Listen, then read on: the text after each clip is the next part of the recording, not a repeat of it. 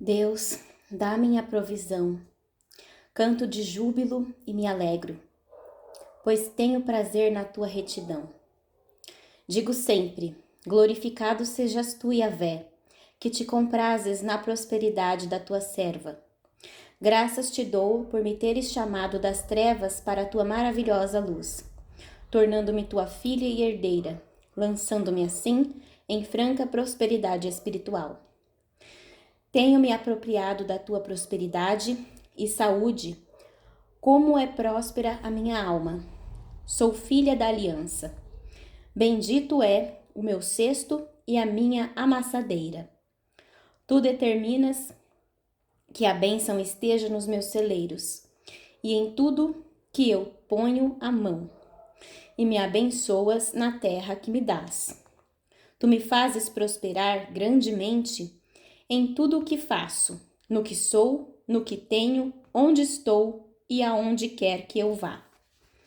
Pai, tu abençoas todas as obras das minhas mãos. Emprestarei, mas não tomarei emprestado. Todas as minhas necessidades são supridas de acordo com tuas riquezas em glória, em Cristo Jesus. Quando não o poupaste, mas o entregaste por todos nós. Garantiste-me que me darias juntamente com ele todas as coisas. Pai de amor, sei que todas as tuas bênçãos são condicionais, pelo que me disponho a seguir as exigências da tua palavra. Guardo as palavras da tua aliança para as cumprir, a fim de que prospere em tudo quanto eu fizer.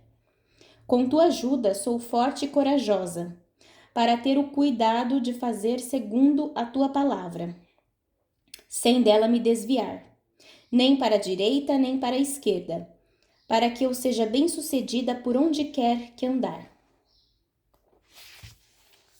Comprometo-me a não cessar de falar da tua palavra. Antes, nela meditarei, dia e noite, para que tenha cuidado de fazer segundo tudo quanto nela está escrito. Então farei prosperar meu caminho e serei bem-sucedida. Guardando os teus preceitos e andando em teus caminhos, prosperarei em tudo quanto fizer. Em nome de Jesus. Pai, eu creio em ti, pelo que estou segura. Creio em teus profetas e prospero. Oro pela paz de Jerusalém e a amo e me abençoas com prosperidade. Yahvé, recuso-me a andar no conselho dos ímpios, determino o caminho dos pecadores e sentar-me na roda dos escarnecedores. Antes, o meu prazer está na tua lei e nela medito, de dia e de noite. Por isso sou como a árvore plantada junto à corrente das águas, que no devido tempo dá o seu fruto, e cuja folhagem não murcha, e tudo quanto faço prospera. Pai, gosto de dar, de semear. Dou e me é dado. Boa medida, recalcada, sacudida, transbordante, generosamente me dão. Na medida em que dou, me é dado. A tua palavra declara que aquele que semeia pouco, pouco também ceifará. E aquele que semeia com fartura, com abundância também ceifará. Decidi firmemente ser uma semeadora. Contribuo com alegria segundo propõe meu coração, não com tristeza ou por necessidade, pois sei que tu, ó Deus, amas a quem dá com alegria. Tu me tens feito abundar em toda a graça, a fim de que, tendo sempre, em tudo, ampla suficiência, eu possa superabundar em toda boa obra, como está escrito. Distribuiu, deu aos pobres, a sua justiça permanece para sempre. Graças te dou, ó Pai, por Jesus Cristo que, sendo rico, por amor de nós, se fez pobre, a fim de que, pela sua pobreza, enriquecêssemos. Graças, porque ele me resgatou da maldição da lei, pobreza, doença, derrota, morte, fazendo-se maldição em meu lugar, para que a bênção de Abraão fosse minha. E Abraão foi próspero em todos os seus caminhos, porque tu, Yahvé, tinhas uma aliança com ele. E pelo sangue de Jesus fui incluída na mesma aliança. Glorificado sejas tu, Yahvé, que te comprases na prosperidade da tua serva. Glória a Deus. Obrigada, Senhor. Muito obrigada. Rompe de minha vida quaisquer limitações e restrições colocadas por qualquer espírito do mal, em nome de Jesus. Amarro e expulso todos os espíritos endemoniados, em nome de Jesus. Abençoa-me muitíssimo e amplia meus termos. Que tua mão esteja comigo e me guarde do mal. Expulsa meus inimigos e alarga meu território. Senhor, prometeste alargar meu território. Alarga meu coração para que eu possa seguir no caminho de teus mandamentos. Minha boca está dilatada sobre meus inimigos. Alarga meus passos para que eu possa receber tua riqueza e prosperidade.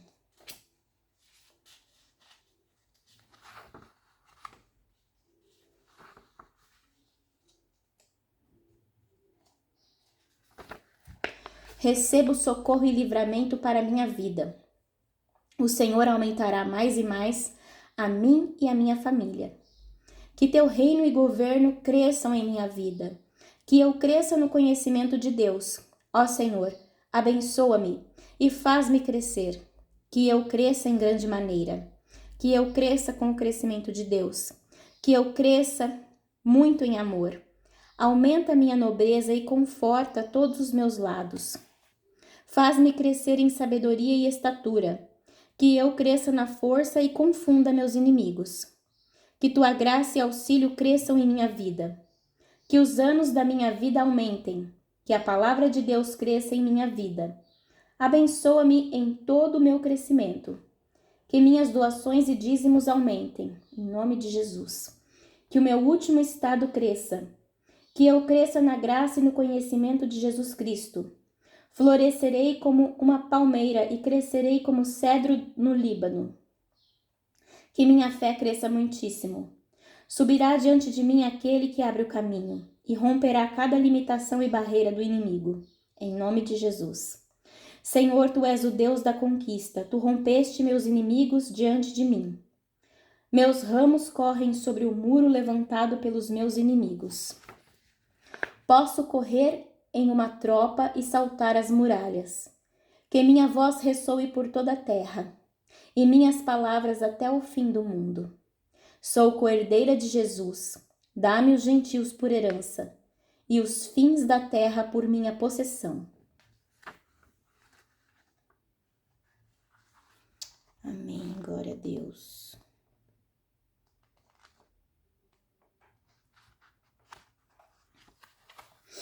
Quebro todo o acordo com o inimigo relacionado a minhas finanças, em nome de Jesus. Quebro toda a maldição de miséria, carência, dívida, fracasso, em nome de Jesus. Busco primeiro o reino de Deus e sua justiça, e todas as coisas me serão acrescentadas. Repreendo e expulso todo espírito de gafanhoto, peregrino, devastador e devorador que come minhas bênçãos, em nome de Jesus. Senhor, ensina-me o que é útil e guia-me por onde devo andar. Tu és Jeová Jireh, meu provedor. Tu és El Shaddai, o Deus que dá mais do que necessário. Prosperidade e riqueza estão em minha casa, porque eu temo a ti e muito me deleito em teus mandamentos. As bênçãos do Senhor sobre a minha vida são abundantes. Sou abençoada na terra e sou abençoada na entrada e abençoada na saída. Sou serva de Deus e Ele se agrada com minha prosperidade. Jesus, tu eras pobre e por meio de tua pobreza serei rica. Medito na palavra dia e noite e qualquer coisa que eu faça prosperará, em nome de Jesus. Que a paz esteja entre meus muros e a prosperidade em meu palácio. Prosperarei por meio dos profetas e do ministério profético. Tenho fé nos profetas e terei a vitória. Sou tua serva, Senhor, faz-me prosperar. O Deus do céu me fará prosperar. Vivo na prosperidade do Rei. Com teu auxílio serei uma pessoa próspera. Senhor, tu me chamaste e farás próspero o meu caminho. Oro em segredo e tu me recompensas publicamente.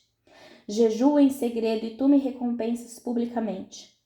Tu me recompensas, pois busco a ti. Senhor, deposita a riqueza do ímpio nas minhas mãos, em nome de Jesus. Senhor, leva-me a um lugar próspero. Dou e é dado a mim. Boa medida, sacudida e transbordante. Lucas capítulo 6, versículo 38.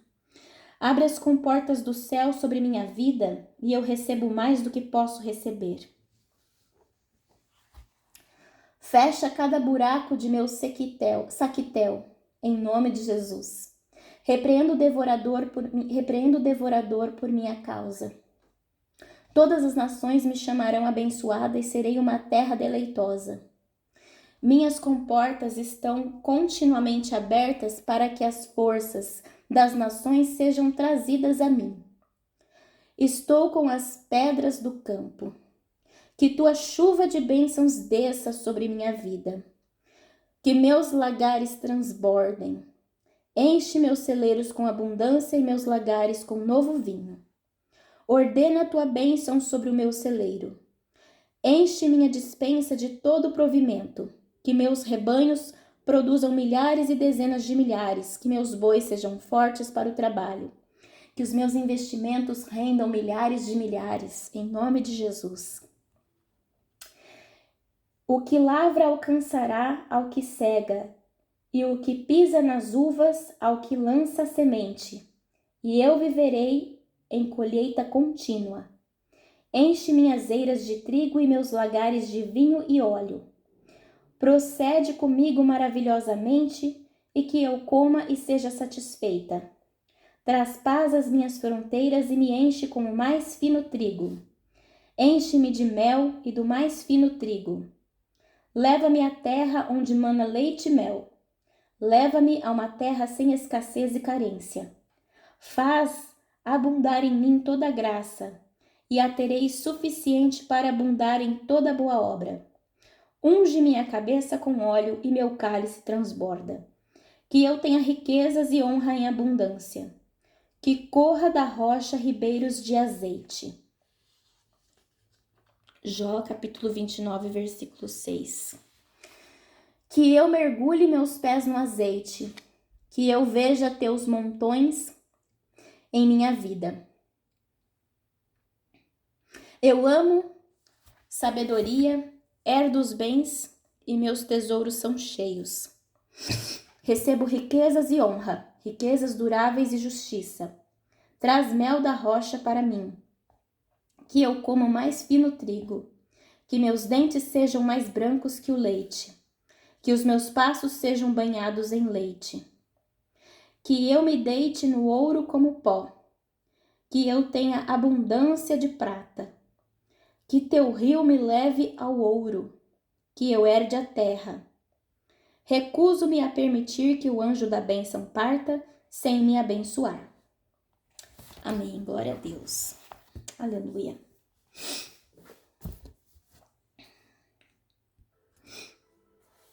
Bom, gente, bom dia.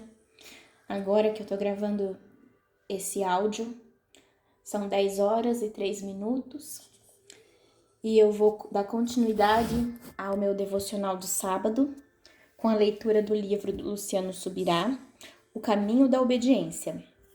Como viver a verdade que cremos e pregamos.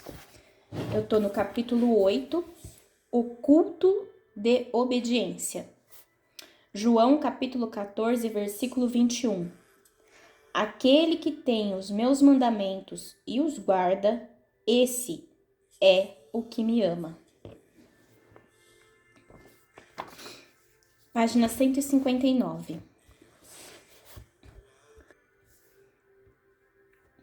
Quando criança, eu ouvia repetidamente de meu pai uma afirmação intrigante, mas uma daquelas que, com o tempo, não apenas compreendi, mas também adotei como minha. Sempre que se aproximava alguma data comemorativa, como seu aniversário ou Dia dos Pais, eu o sondava sobre o tipo de presente que gostaria de receber. A resposta era quase sempre a mesma. O melhor presente que vocês podem dar ao papai é a obediência. Se forem obedientes, não precisam me dar mais nada. Ouvir isso era, para mim, profundamente frustrante. Primeiro porque eu ainda não compreendia o valor da obediência aos olhos de um pai. Depois porque achava que ele estava desvalorizando os presentes que tentávamos oferecer. Anos mais tarde, já como pai, mordi a língua.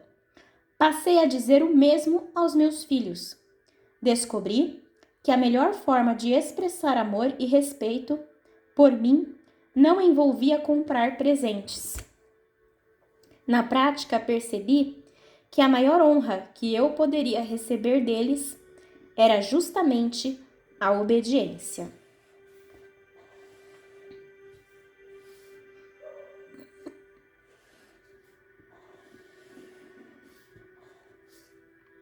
Ela se tornou, para mim, mais desejável do que qualquer homenagem material.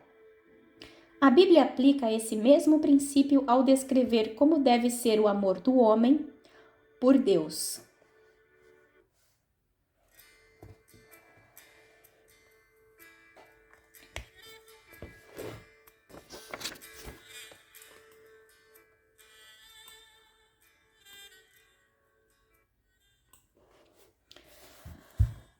Amem o Senhor, o Deus de vocês, e sempre guardem os seus preceitos, os seus estatutos, os seus juízos e os seus mandamentos.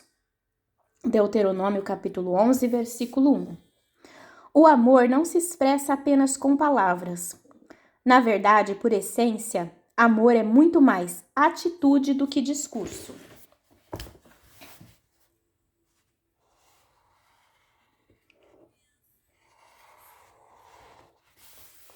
Sem uma manifestação concreta, a fala se torna vazia e sem receio de empregar o mesmo termo usado por Jesus, hipócrita.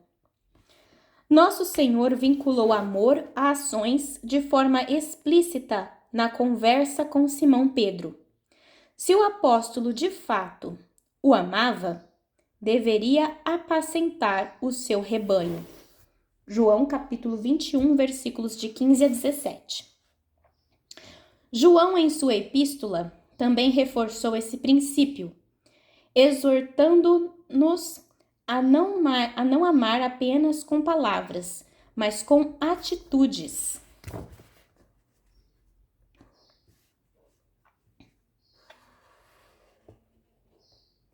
Primeira João, capítulo 3, versículos 17 e 18. As Escrituras, portanto, não apenas exigem que o amor se manifeste por meio de ações, mas também especificam como esse amor deve ser dirigido a Deus, através da obediência.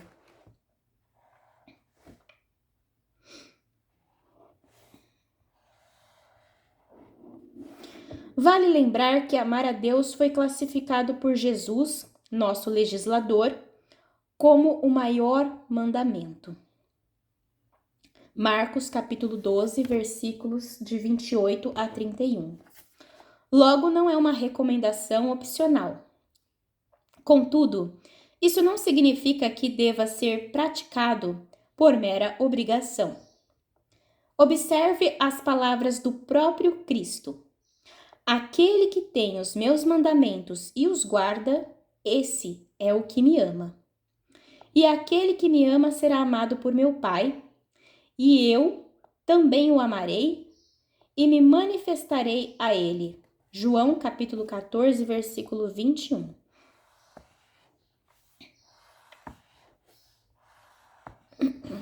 Obedecer é uma forma visível de expressar amor por Jesus Cristo. E é esse tipo de manifestação que ele espera receber de seus filhos. A obediência como prova de amor é radicalmente diferente da obediência movida por imposição. O versículo termina com: eu também o amarei e me manifestarei a ele.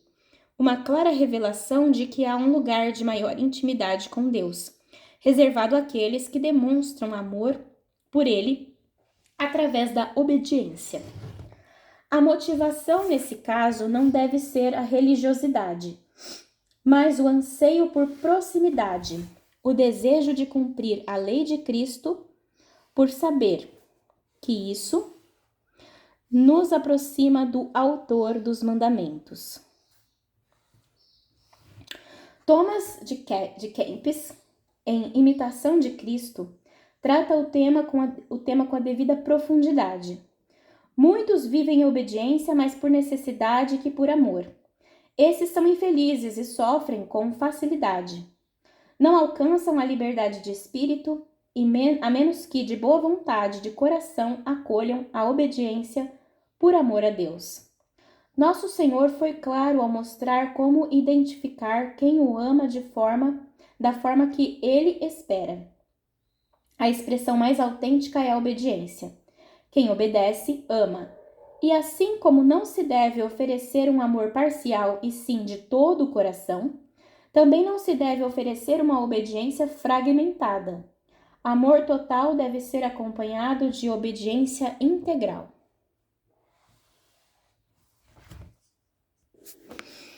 Mais que adoração. Entender que, mais do que adoração, Deus deseja obediência, marcou profundamente meu relacionamento com o Senhor. É fato que, além de relacionar obediência com amor, a Bíblia também a compara com adoração, tratando-a como a forma por meio da qual expressamos não apenas afeto, mas reverência e culto ao Altíssimo. Jesus respondeu: Bem profetizou Isaías a respeito de vocês, hipócritas, como está escrito: Este povo me honra com os lábios, mas o seu coração está longe de mim, e em vão me adoram, ensinando doutrinas que são preceitos humanos. Rejeitando o mandamento de Deus, vocês guardam a tradição humana. E disse-lhes ainda: Vocês sempre encontram uma maneira de rejeitar o mandamento de Deus para guardarem a própria tradição. Marcos capítulo 7, versículos de 6 a 8. A frase "E o seu coração está longe de mim" é uma chave essencial para a compreensão do texto. Jesus contrasta aparência e essência. A conduta exterior, a adoração dos lábios, não era respaldada por uma disposição interior, pois o coração estava afastado de Deus. Ao declarar, em vão me adoram, ele classifica esse culto como uma adoração inútil.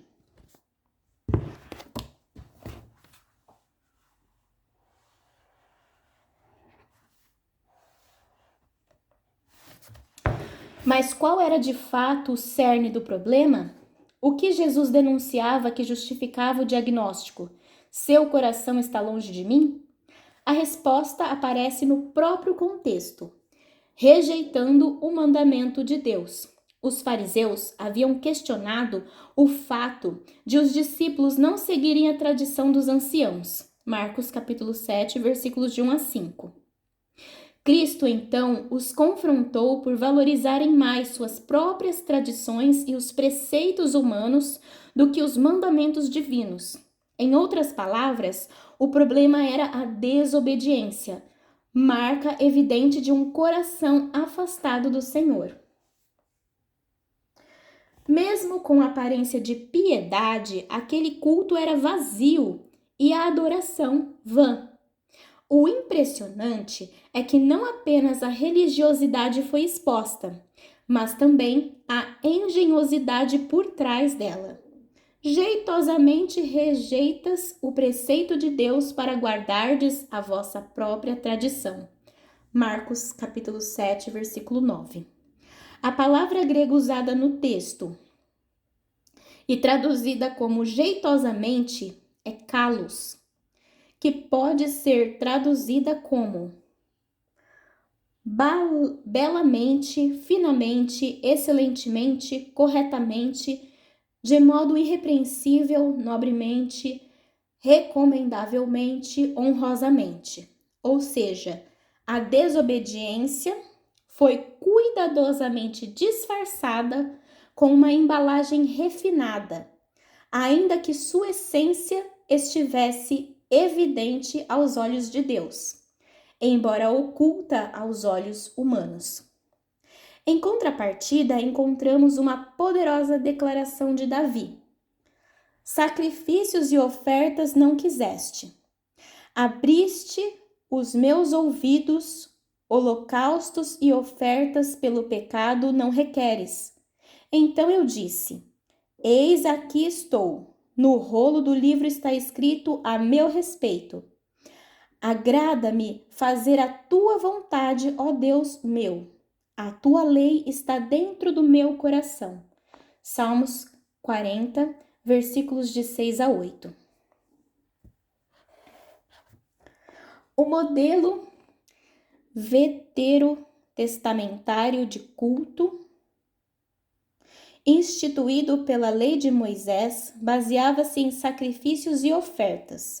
No entanto, inspirado pelo Espírito de Deus, o salmista declara: sacrifícios e ofertas não quiseste. Davi estava sinalizando que Deus ansiava por algo mais profundo, e isso se torna evidente no restante do texto. Agrada-me fazer a tua vontade, ó Deus meu. A tua lei está dentro do meu coração. A percepção de Davi é clara. O Senhor prioriza um coração disposto a obedecer, alguém que guarda os mandamentos em seu interior, mais do que a observância do culto ritualístico.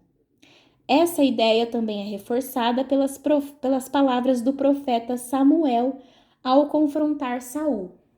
Porém, Samuel disse: será que o Senhor tem mais prazer em holocaustos e sacrifícios do que no obedecer à sua palavra? Eis que o obedecer é melhor do que o sacrificar, e o ouvir é melhor do que a gordura de carneiros. Porque a rebelião é como o pecado da feitiçaria, e a obstinação é como a idolatria, e o culto a ídolos do lar. Por você ter rejeitado a palavra do Senhor, também ele o rejeitou como rei. 1 Samuel, capítulo 15, versículos 22 e 23.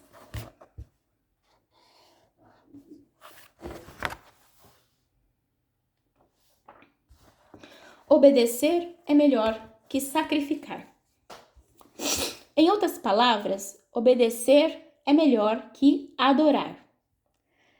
O prazer de Deus na obediência é superior ao que qualquer culto ou expressão externa possa oferecer.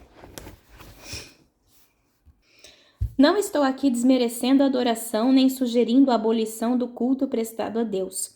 Contudo, à luz das Escrituras, é inegável que a obediência é mais valiosa aos olhos do Senhor do que a própria adoração. Saul havia rejeitado a palavra de Deus e tentou justificar-se, alegando que fizera aquilo para adorar. Mais tarde, o rei admitiu que mentira, não apenas para Samuel, mas primeiramente para si mesmo, numa tentativa de enganar a própria consciência. A gente faz muito isso, né? E é exatamente sobre esse tipo de auto-engano que Tiago adverte. Sejam praticantes da palavra e não somente ouvintes, enganando a vocês mesmos. Tiago, capítulo 1, versículo 22. O profeta Jeremias transmitiu uma advertência divina a uma geração que parecia ter atingido o ápice da apostasia. Note como o tema da obediência é novamente enfatizado. Assim diz o Senhor dos Exércitos, o Deus de Israel: juntem os seus holocaustos aos outros sacrifícios e comam a carne vocês mesmos. No dia em que tirei os pais de vocês da terra do Egito, não falei, nem lhes ordenei nada a respeito de holocaustos ou sacrifícios. Mas o que lhes ordenei foi isto: deem ouvidos à minha voz, e eu serei o seu Deus, e vocês serão meu povo. andem em todo o caminho que eu lhes ordeno, para que tudo lhes vá bem. Mas eles não quiseram ouvir nem atenderam. Porém, andaram nos seus próprios conselhos e na dureza do seu coração maligno. Andaram para trás e não para frente. Desde o dia em que os pais de vocês saíram da terra do Egito até hoje, muitas e muitas vezes, todos os dias, eu lhes enviei todos os meus servos, os profetas. Mas vocês não quiseram me ouvir, nem atenderam. Foram teimosos e fizeram pior do que os seus pais. Jeremias capítulo 7, versículos 21 a 26. Essa palavra é ao mesmo tempo firme e reveladora. Ela aponta para o propósito. Quando o Senhor resgatou os hebreus do Egito e os conduziu ao Monte Sinai para estabelecer com eles uma aliança, ele não falou inicialmente sobre sacrifícios. O culto e os rituais vieram depois. A obediência, no entanto, foi a primeira e mais fundamental exigência. Lembro-me de uma ocasião em que, ao meditar nas palavras de Jeremias, me senti confuso e pensei: será mesmo que Deus não pediu sacrifícios no início? Recordava-me da ordem dada a Faraó por meio de Moisés. Deixa meu povo ir para que me adore. E também dá ênfase na necessidade de levar rebanhos para o culto. Decidi verificar o que exatamente o Senhor dissera no Sinai. E ali encontrei: agora, pois, se ouvirem atentamente a minha voz e guardarem a minha aliança, vocês serão a minha propriedade peculiar dentre todos os povos, porque toda a terra é minha, e vocês serão para mim um reino de sacerdotes e uma nação santa.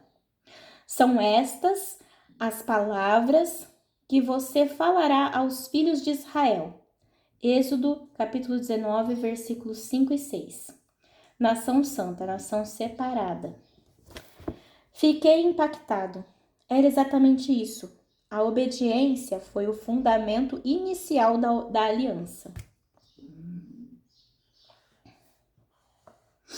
Em resumo, o que aprendemos à luz de todas essas passagens é que 1. A obediência valida a adoração.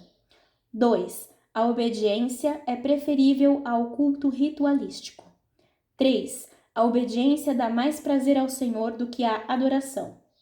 4. A obediência deve preceder e sustentar toda adoração verdadeira. Além dos textos já citados, encontramos ao longo das Escrituras diversas outras afirmações nesse mesmo sentido. Eis mais uma em Provérbios.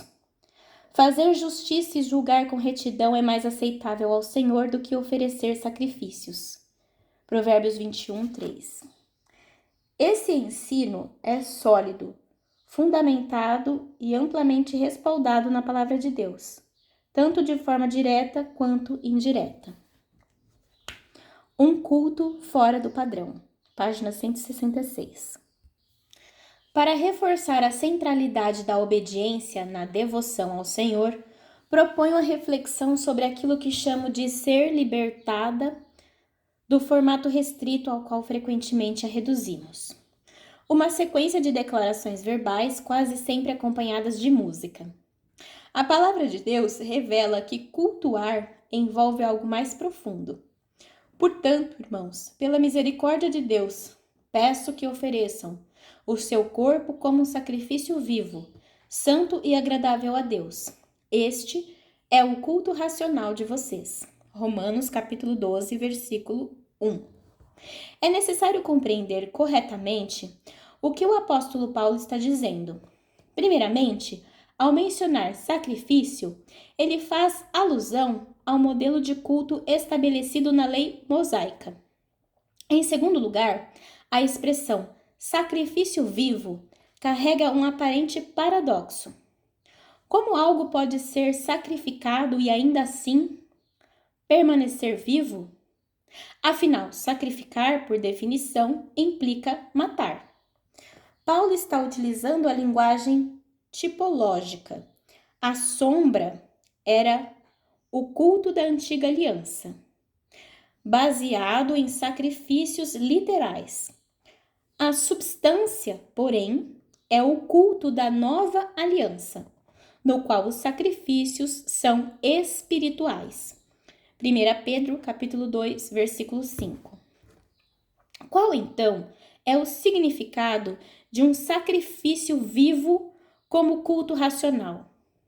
Nos capítulos anteriores, essencialmente do 6 ao 8 de Romanos, Paulo aborda a luta contra o pecado que habita na carne, ensinando que o corpo deve ser sacrificado, mas não no sentido literal. A proposta é mortificar aquilo que manifesta por meio da natureza carnal e não o corpo em si. Por isso, escrevendo aos cristãos de Colossos, o apóstolo exorta: façam morrer tudo o que pertence à natureza terrena. Colossenses capítulo 3, versículo 5. Como então cultuamos a Deus? Dominando os impulsos pecaminosos da carne. E de que forma os dominamos? Mortificando-os. Tendo em mente que a definição bíblica de pecado é desobediência. 1 João, capítulo 3, versículo 4. Manter-se obediente, portanto, é o que as Escrituras qualificam como culto santo, agradável e racional.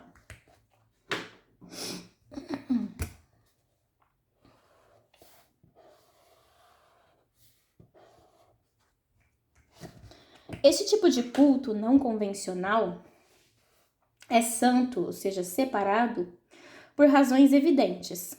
Exclui o domínio da carne e o poder do pecado. É agradável por fundamentos já expostos. A obediência precede, valida e autentica tanto o amor quanto a adoração, sendo para Deus mais desejável e prioritária do que o culto tradicional. Mas por que é considerado racional? A palavra traduzida como racional é lógicos, e seus significados incluem relacionado à razão ou lógica, espiritual, conforme o entendimento, consistente com o pensamento sensato. Algumas versões bíblicas optam por culto espiritual, uma tradução possível, porém menos precisa, já que quase todas as outras ocorrências do termo espiritual no Novo Testamento, o grego utilizado é pneumáticos, derivado de pneuma, espírito. As exceções são esse texto de Paulo e outro em 1 Pedro, capítulo 2, versículo 2. Particularmente sigo o entendimento da maioria dos tradutores que interpretam lógicos como algo lógico e coerente com a razão, até porque o próprio contexto reforça essa leitura. No fim, independentemente do termo escolhido, a essência permanece. Há um culto de obediência, de santidade que devemos oferecer a Deus. Paulo volta a abordar esse tipo de culto agora em sua carta à igreja de Corinto. Fujam da imoralidade sexual. Qualquer outro pecado que uma pessoa cometer é fora do corpo, mas aquele que pratica imoralidade sexual peca contra o próprio corpo. Será que vocês não sabem que o corpo de vocês é santuário do Espírito Santo que está em vocês e que vocês receberam de Deus e que vocês não pertencem a vocês mesmos? Porque vocês foram comprados por preço. Agora, pois, glorifiquem a Deus no corpo de vocês. 1 Coríntios, capítulo 6, versículos 18 a 20. O mandamento de fugir da imoralidade sexual é uma entre muitas ordens divinas. Porém, aqui Paulo destaca uma distinção. Os demais pecados são cometidos fora do corpo, enquanto a imoralidade sexual, embora igualmente ofensiva a Deus, é um atentado contra o próprio corpo, pois o profana. Além disso, o apóstolo traz à tona o conceito de redenção. Afirma que, tendo sido comprados por alto preço, já não pertencemos a nós mesmos. E conclui com um imperativo: glorifiquem a Deus no corpo de vocês.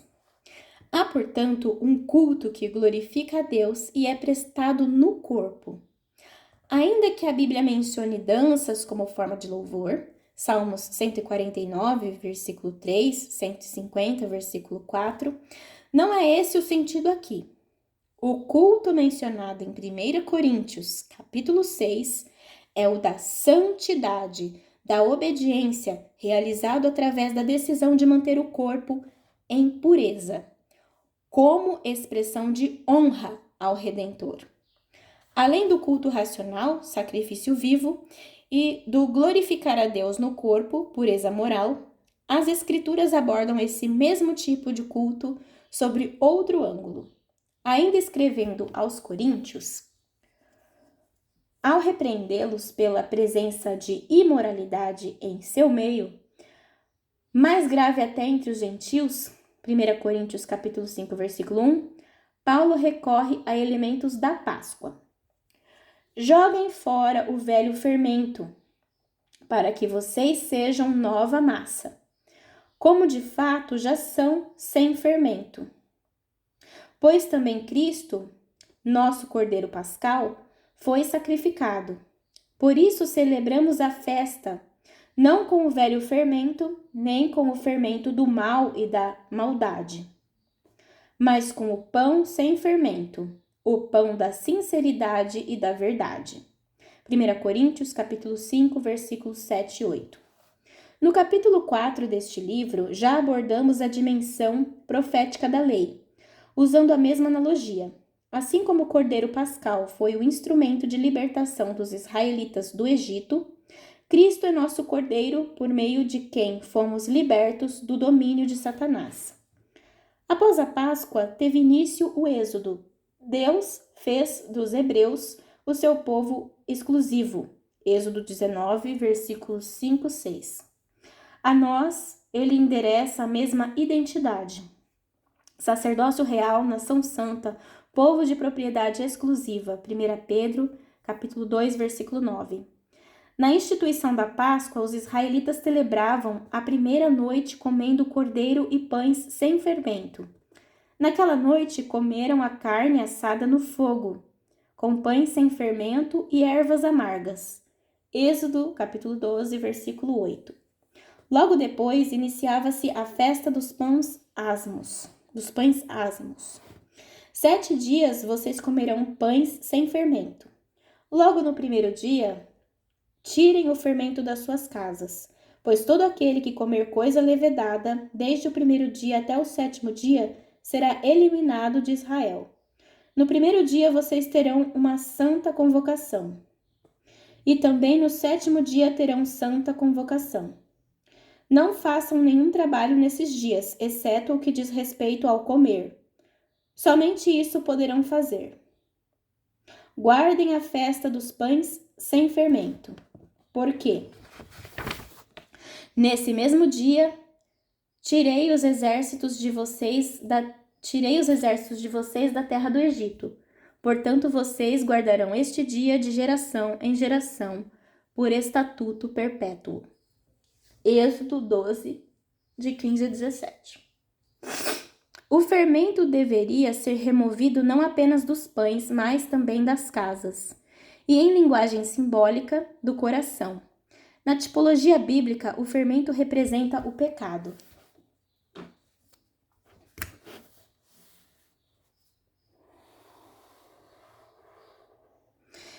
E é com base nessa simbologia que Paulo exorta: devemos celebrar a festa não com fermento de maldade e malícia, mas com pães sem fermento, da sinceridade da verdade. O apóstolo ensina que nós, da nova aliança, devemos celebrar essa festa não com os rituais cerimoniais da lei, mas com uma vida de santidade.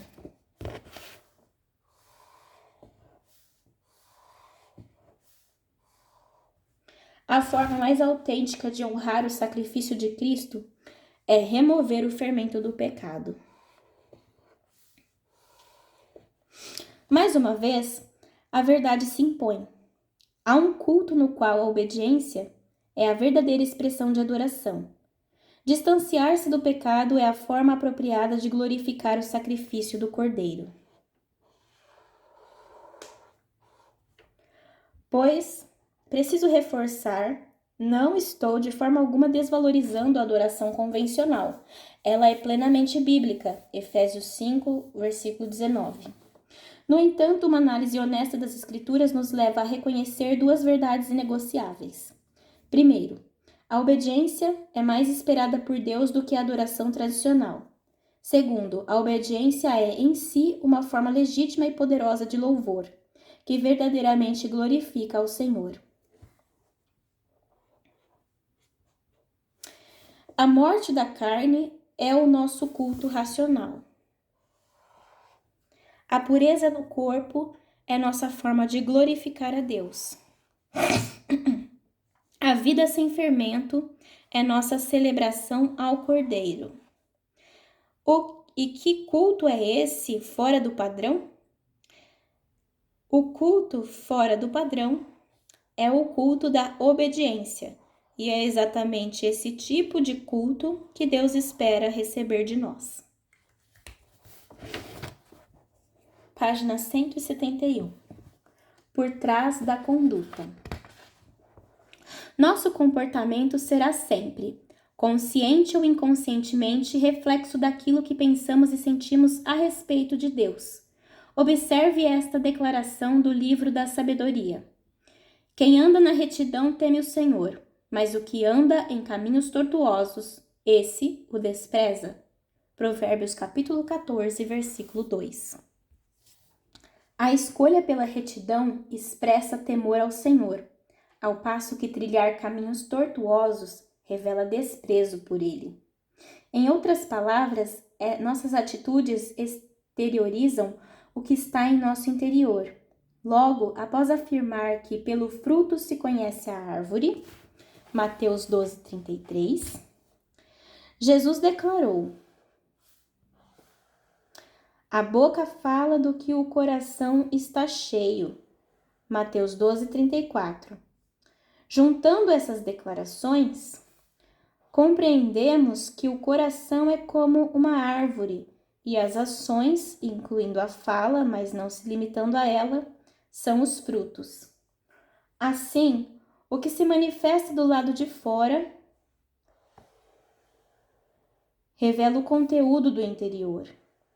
Conhecemos a essência de alguém pela maneira como essa pessoa se comporta.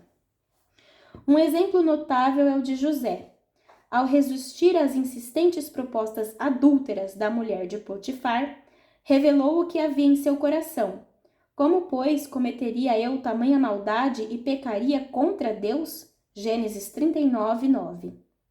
José evidenciou que por trás de sua conduta estava um amor genuíno por Deus. O amor esse que produzia reverência, integridade e autocontrole. O que vemos em sua resposta é exatamente a conexão entre o comportamento e o que o fundamenta. Neemias também reconhece essa relação em sua oração quando falou sobre aqueles que te amam e guardam os teus mandamentos. Neemias 1:5. Página 172. A conduta, obediência. O fundamento, amor.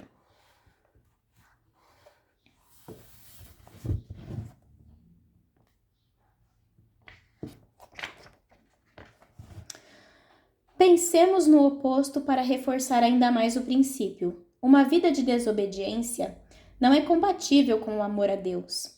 Ainda que eu me expresse intensamente em um culto, entoe as mais belas canções e pronuncie palavras comoventes de adoração, tudo será vão se minha vida não estiver ancorada na obediência e no testemunho coerente de alguém que escolheu parecer com Cristo.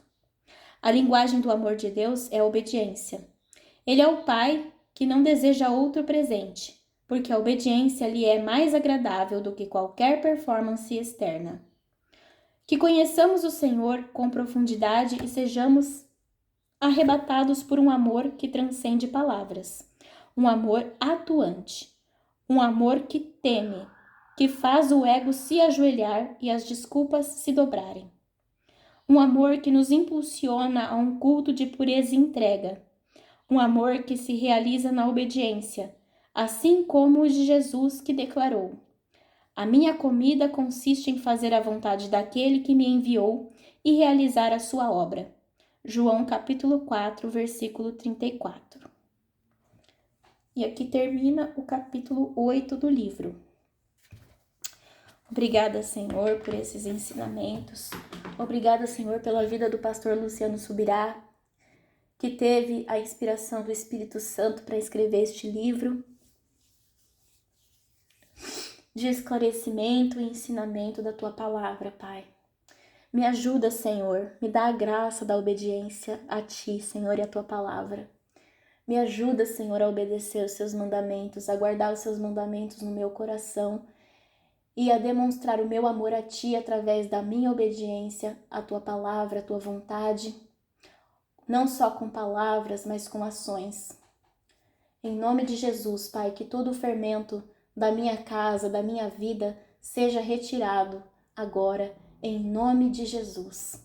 Abençoa, Senhor, a todos aqueles que estão ouvindo esse estudo, esse devocional, e que o Espírito Santo ministre no Espírito Santo, meu e de todos os que ouviram esse devocional, e nos convença do pecado, da justiça e do juízo, e que haja verdadeiramente uma verdadeira transformação da nossa mente, e que a nossa mente fique cativa à obediência de Cristo. Em nome de Jesus, Pai. Em nome de Jesus, Pai. Abra o nosso entendimento para que a Tua palavra seja gravada no nosso coração e na nossa mente. Em nome de Jesus. Abençoa, Senhor, o nosso sábado, o nosso domingo e a nossa semana. Em nome de Jesus. Amém.